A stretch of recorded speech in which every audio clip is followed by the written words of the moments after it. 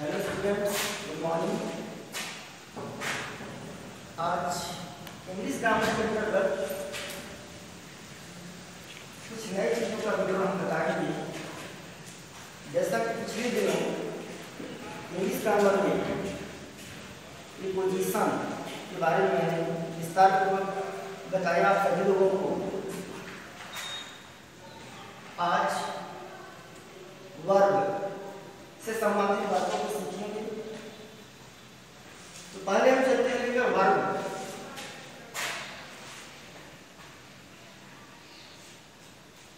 क्योंकि पेपर में ये 1 नंबर 2 नंबर का प्रश्न वर्ब से संबंधित पूछा जाता है। Filling the blanks with correct verb. इसमें हम वर्ब के बारे में समझेंगे, जानेंगे आज कि वर्ब क्या है, इसका यूज किसी सेंटेंस में कहां पर किया जाता है। तो पहले सबसे हम वर्ब की डेफिनेशन की तरफ चलते हैं। वर्ब का डेफिनेशन जानिए, इसकी परिभाषा क्या है।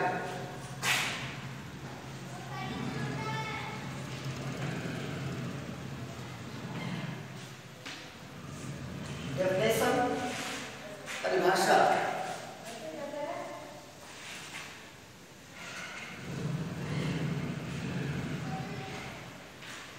Verb is word which shows action or verb. This is the definition of verb. Verb is word which shows action or verb. Verb वह शब्द होता है जो किसी कार्य को प्रदर्शित करता है, कार्य को दर्शाता है। तो ये तो हो गया वर्ब का डेफिनेशन। कहने का मतलब है कि वर्ब से किसी कार्य के होने के विषय में बताया जाता है। जब किसी कार्य को किया जाए तो जो कार्य होता है वही हमारा वर्ब होता है। वर्ब का मतलब क्रिया, कार्य करने से। अब हम आगे चलते हैं kinds of verb.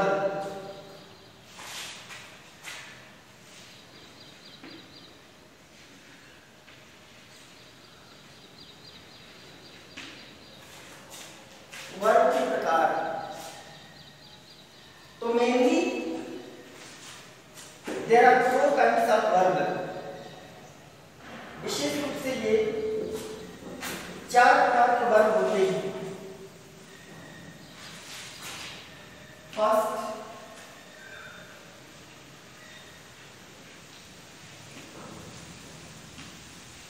Transitive verb.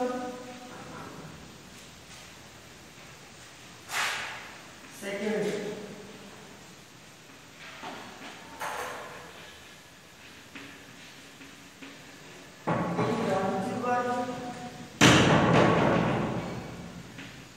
Third, auxiliary verb.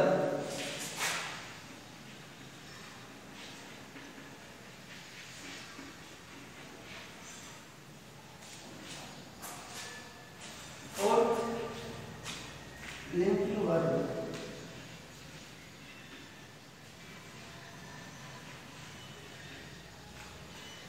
तो आप सभी देख सकते हैं कि वर्ब 4 प्रकार के होते हैं। पहला हमने देखा है ट्रांजिटिव वर्ब, दूसरा है इंट्रांजिटिव वर्ब, तीसरा है ऑक्सिलरी वर्ब और चौथा है लिंकिंग वर्ब।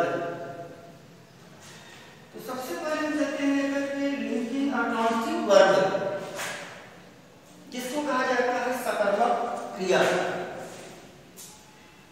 वह सेंटेंस जिसमें एक ऑब्जेक्ट जुड़ा, मेन वर्ब का ऑब्जेक्ट उसमें जुड़ा होना चाहिए, तो उस सेंटेंस को हम ट्रांजिटिव वर्ब का सेंटेंस कहते हैं।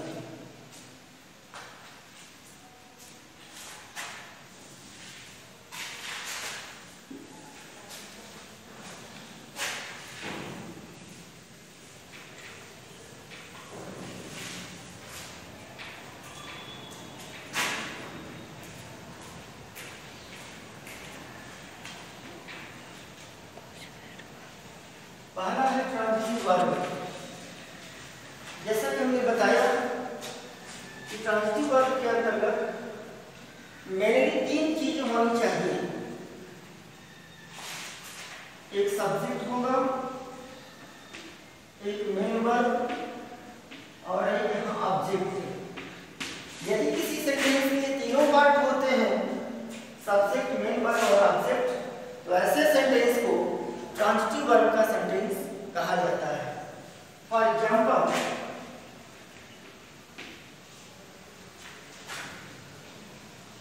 She reads a letter. अब हम देख सकते हैं कि इस सेंटेंस में 3 पार्ट है। एक सब्जेक्ट है, यहाँ पर मेन वर्ब है और ये ऑब्जेक्ट है। सब्जेक्ट, मेन वर्ब और ऑब्जेक्ट। तो हम देख सकते हैं कि यह ऐसा सेंटेंस है जिसमें कि 3 पार्ट आकर के जुड़े हुए हैं। तो हम एक तरह से कह सकते हैं कि यह सेंटेंस हमारा ट्रांजिटिव वर्ब का सेंटेंस है। जैसा कि हिंदी हमने इसका बताया, ट्रांजिटिव वर्ब का मतलब होता है सकर्मक क्रिया, ऐसा सेंटेंस जिसमें एक कर्म आकर के जुड़ा हो। तो आज स्टूडेंट्स, अब आप समझ गए होंगे कि ट्रांजिटिव वर्ब क्या होता है। बस हमें यही ध्यान देना है इसमें कि ट्रांजिटिव वर्ब वह वर्ब होता है जिसके साथ एक ऑब्जेक्ट आकर के जुड़ जाए। यहाँ एक सब्जेक्ट, मेन वर्ब और एक ऑब्जेक्ट जुड़ना चाहिए। अब हम दूसरा लेकर चलते हैं, intransitive verb.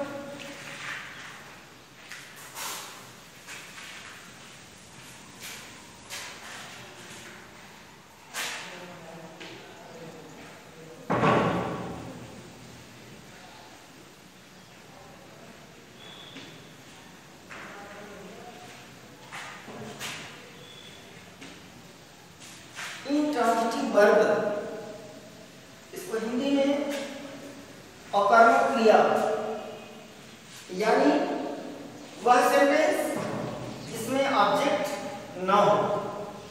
The sentence is without object, so it is called intransitive verb. For example के रूप में हम देख सकते हैं, आई प्ले, यू कॉल। अब ये 2 एग्जाम्पल हमने यहाँ लिया। पहला है आई प्ले, आई यहाँ सब्जेक्ट हो गया, प्ले यहाँ पर मेन वर्ब हो गया, लेकिन ऑब्जेक्ट नहीं दिया गया है। उसी तरह से दूसरा एग्जाम्पल हमने यहाँ लिया, यू कॉल, यू यहाँ सब्जेक्ट हो गया और कॉल यहाँ पर मेन वर्ब हो गया, लेकिन इसमें कोई भी ऑब्जेक्ट नहीं है। तो हम देख सकते हैं कि जब इस सेंटेंस में कोई ऑब्जेक्ट नहीं है तो ऐसे सेंटेंस को हम इंट्रांजिटिव वर्ब कहते हैं, क्योंकि इसमें ऑब्जेक्ट बिल्कुल नहीं है। तो वह सेंटेंस जिसमें ऑब्जेक्ट ना हो, बिना ऑब्जेक्ट का कोई सेंटेंस होता है, तो उसको हम इंट्रांजिटिव वर्ब का नाम देते हैं। तीसरा है ऑक्सिलरी वर्ब।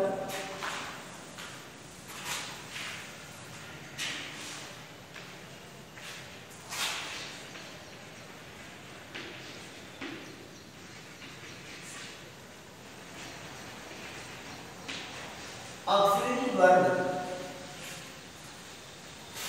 इसको हेल्पिंग वर्ब का भी नाम देते हैं, सहायक क्रिया।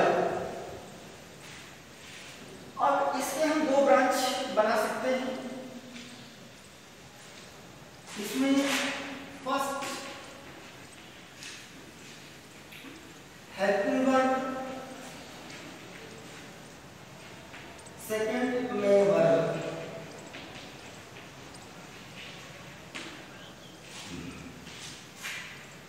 हेल्पिंग वर्ब यानी सहायक क्रिया, जिसके अंतर्गत is, am, are, was verb, has, had,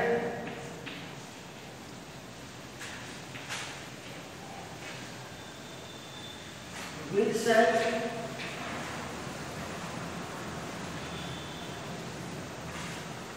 do, does, did.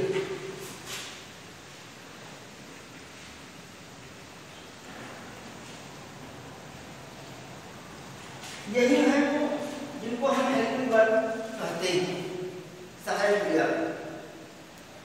अलग अलग टेंस के अनुसार इनका प्रयोग किया जाता है।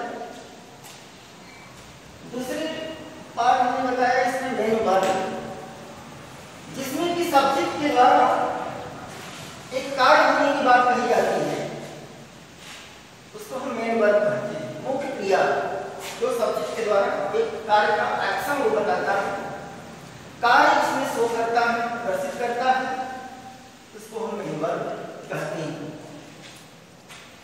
जैसे रन, प्ले, राइट,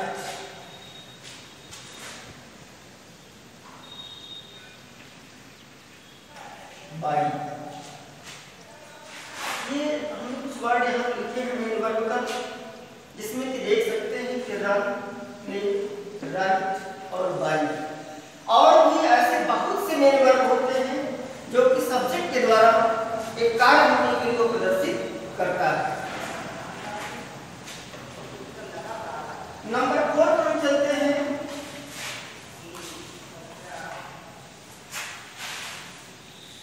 नंबर 4 पर होता है लिंकिंग वर्ब।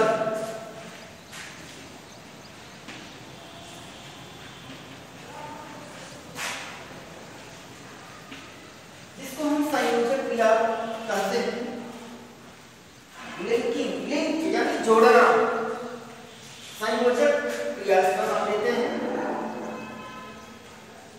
इसको हम वर्ब टू बी के भी नाम से जानते हैं। लिंकिंग वर्ब को ही वर्ब टू बी कहते हैं।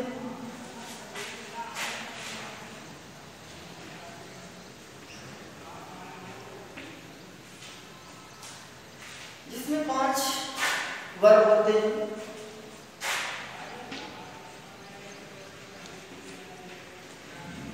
Is, am, are, was verb.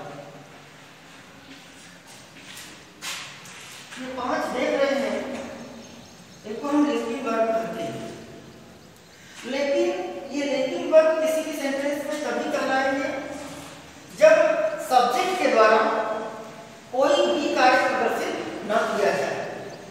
सिर्फ सब्जेक्ट के बारे में उसकी विशेषता या उसका एक एडवर्ब और भी चीजें जब उसके बारे में बताई जाए तो उसको वहां पर is, am, are, was verb को हम लिंकिंग वर्ब कहते हैं। लेकिन जब वही सेंटेंस में सब्जेक्ट के द्वारा एक कार्य को प्रदर्शित करें तो is, am, are, was verb ये हेल्पिंग वर्ब का काम करेंगे। लेकिन जब सब्जेक्ट के द्वारा कोई भी कार्य को प्रदर्शित न करे, यही is, am, are, was verb linking verb का कार्य करते हैं। फॉर एग्जाम्पल,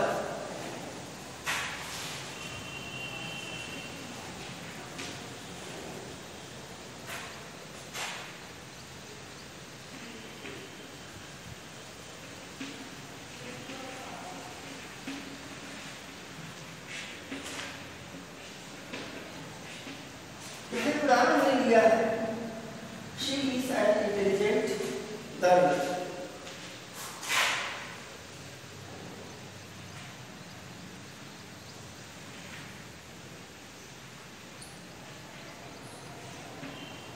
दूसरा है you are clever boy.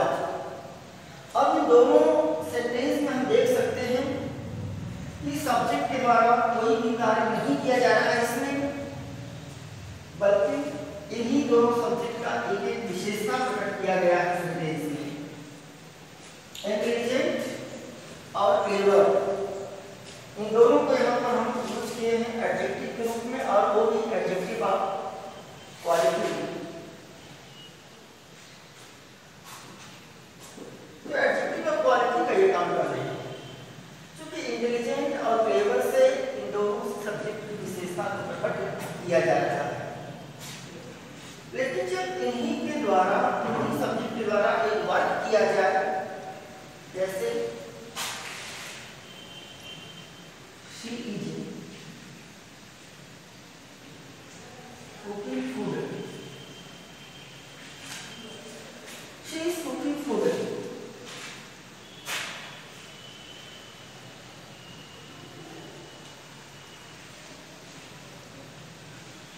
You are waiting for him. अब इन दोनों सेंटेंस के उदाहरण से पता चलता है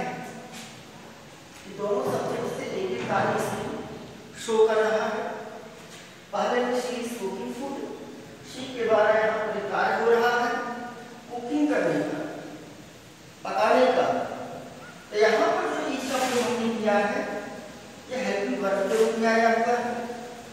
और उसी तरह से दूसरे एग्जाम्पल में भी देख सकते हैं कि you are waiting for him, यहाँ पर यू सब्जेक्ट के द्वारा एक वर्ब किया जा रहा है, वेटिंग इंतजार करना, you are waiting for him, तो यू सब्जेक्ट के द्वारा यहाँ पर एक वर्ब किया जा रहा है, तो कार्य को प्रदर्शित किया जा रहा है वेट करने का।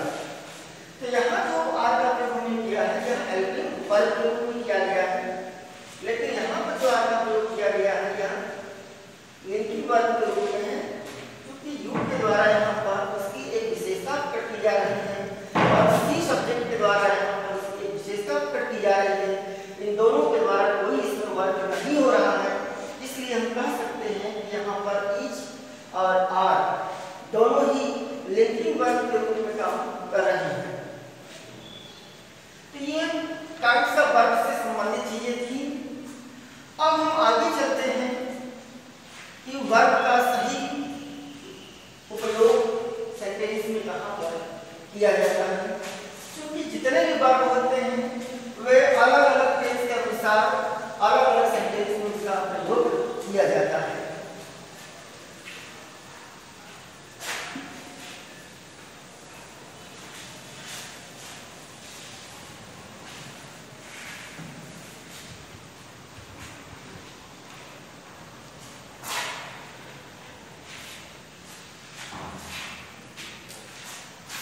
स्टूडेंट्स, आप लोग देखेंगे कि जो वर्ब से संबंधित सेंटेंस पेपर में पूछा जाता है उसमें खाली स्थान में करेक्ट वर्ब को यूज करना होता है। अब जैसे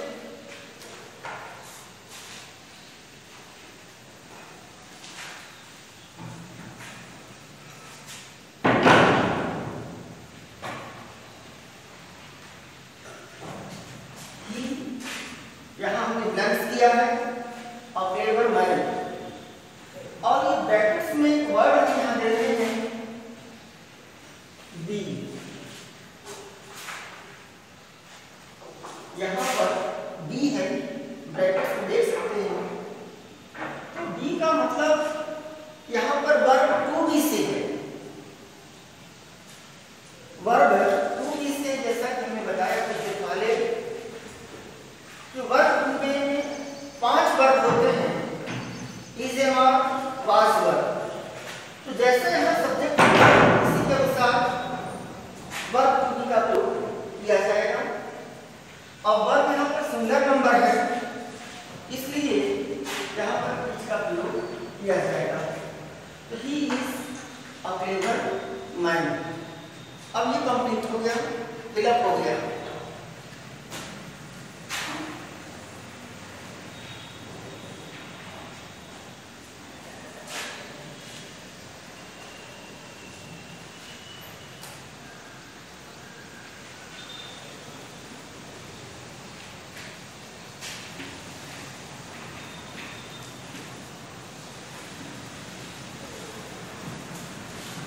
दूसरा एग्जाम्पल हमने लिया, राम ब्लैंक्स है, बिजी माने व्यस्त है, एक ही वर्ब, राम अपने कार्य में व्यस्त है। अब यहाँ पर ब्रैकेट्स में देख सकते हैं कि हमने यहाँ बी लिखा है। अब समझ जाइए बी का मतलब होता है वर्ब टू बी, जो कि is am are was verb से संबंधित होता है।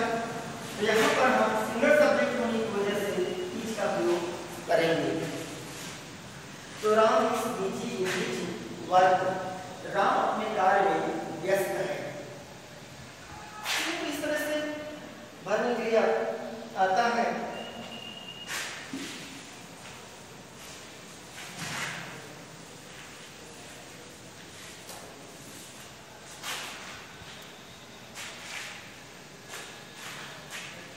अब हम और भी आगे सेंटेंस को देख सकते हैं।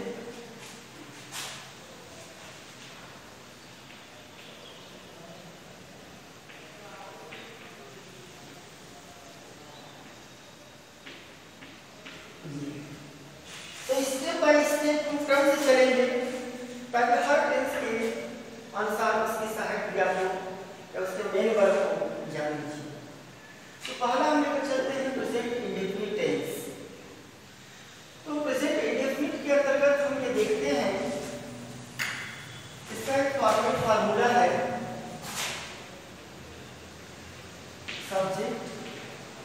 प्लस वर्ब, यहाँ सिंगुलर सब्जेक्ट,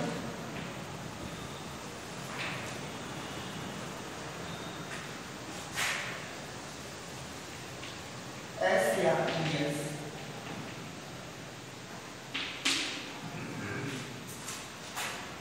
ये फार्मूला होता है ट्रांजिटिविटी की सिंगुलर नाउन सब्जेक्ट का। तो सिंगुलर सब्जेक्ट दे दिए हैं तो बाद में एस या एस जोड़ के फिर आगे ऑब्जेक्ट लगा रहेगा। और दूसरी फार्मूला इसका बनता है प्लूरल सब्जेक्ट,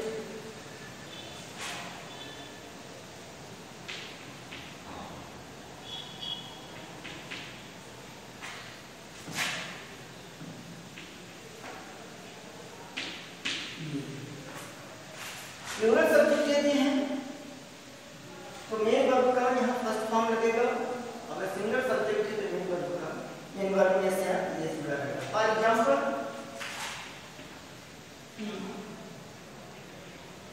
प्लस फ्लावर्स, ये प्लस फ्लावर्स अब यहाँ देख सकते हैं सब्जेक्ट हमारा सिंगुलर नंबर में है, इसलिए मेन वर्ब में एस का प्रयोग किया गया है।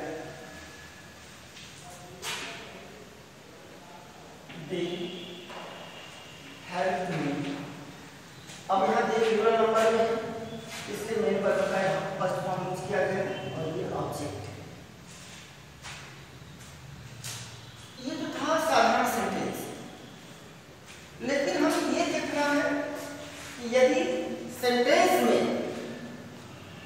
विशेष रूप से daily, everyday, daily, everyday, today,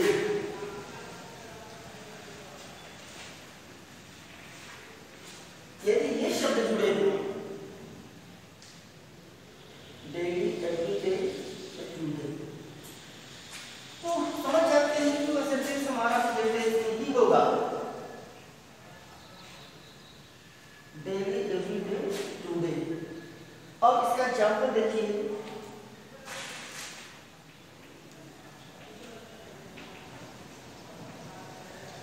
the milk man, अब यहाँ ब्लैंक हो गया,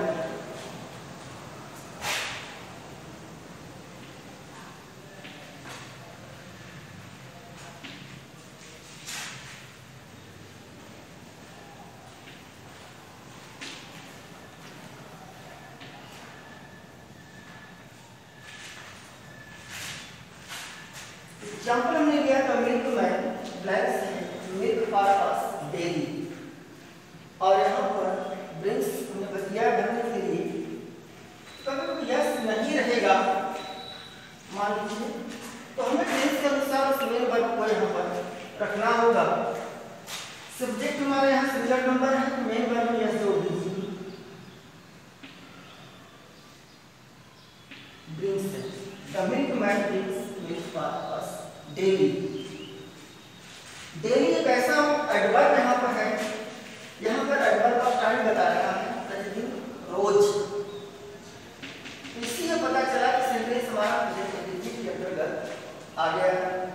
तो अभी जो हमने इसका नियम बताया है कि सिंगुलर सब्जेक्ट के लिए है तो मेन वर्ब में एस या एस जोड़ा जाता है। अगर प्लूरल सब्जेक्ट है तो मेन वर्ब का फर्स्ट फॉर्म ही यूज करेंगे। तो उसी आधार पर हमने यहाँ पर एक सेंटेंस दिया है, क्योंकि द मिल्क मैन यहाँ पर सिंगुलर सब्जेक्ट है इसलिए मेन वर्ब में एस जोड़ा जाएगा। Next example,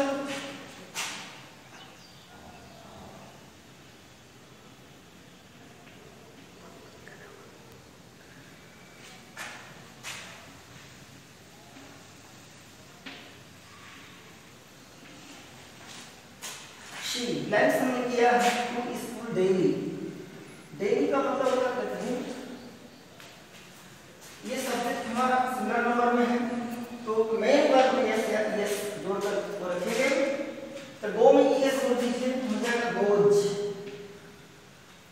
she goes to school daily, वह प्रतिदिन स्कूल जाती है।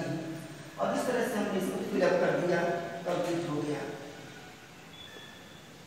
तो आज स्टूडेंट्स अभी तक जो भी मैंने बात से संबंधित चीजों को बताया है मैं आशा करता हूँ कि आप सभी लोग इसको समझ गए होंगे और कुछ बुक वगैरह खोल करके भी ग्रामर का उदाहरण लेकर के इसमें से देख सकते हैं। और इसके बाद इसमें जो बच्चा है नेक्स्ट डे यानी tomorrow I shall teach you all the rule abbreviation of the verb. So thank you.